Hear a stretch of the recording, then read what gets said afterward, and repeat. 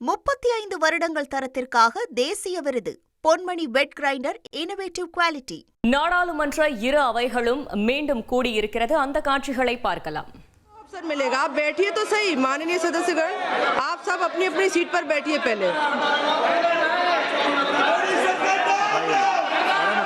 पहले आप सब लोग बैठिए, आप लोगों का ये तरीका ठीक नहीं है। माननीय सदस्यों से सभी से मैं निवेदन कर रही हूं कि आप सब अपनी अपनी सीट पर बैठिए।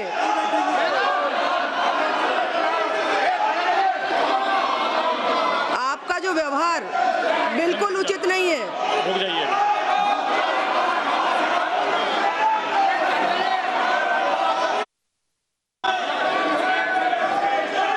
पूरा देश देख रहा है जो आप लगातार सोमवार से लोकसभा की कार्रवाई को आप जो भी प्रतिबंधित कर रहे हैं। माननीय सदस्यगण कितनी तैयारी के साथ आते हैं अपने अपने विषयों को उठाने के लिए। बैठिए, आप सभी लोग बैठिए, प्लीज बैठिए, सभी लोग बैठिए।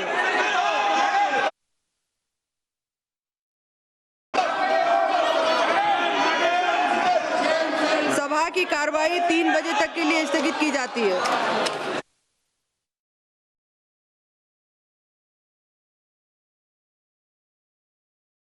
लाभान्वित करने का कार्य कर रही है। हमारे मध्य प्रदेश के नर्मदापुरम में भी नर्मदा लोक बनने जा रहा है।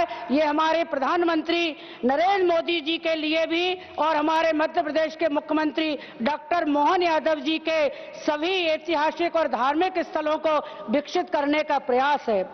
माननीय महोदय जी, वर्ष 2026 केवल एक कैलेंडर वर्ष नहीं है, बल्कि यह भारत की 21वीं सदी की यात्रा।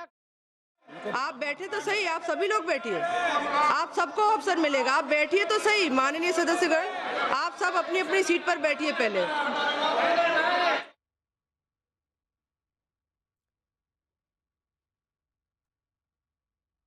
இது குறித்த கூடுதல் தகவலை செய்தியாளர் ரமேஷ் வழங்கிட கேட்கலாம். ரமேஷ், வணக்கம். தற்போது நாடாளுமன்ற அவைகள் கூடியிருக்கும் நிலையில் என்ன நடைபெற்று வருகிறது?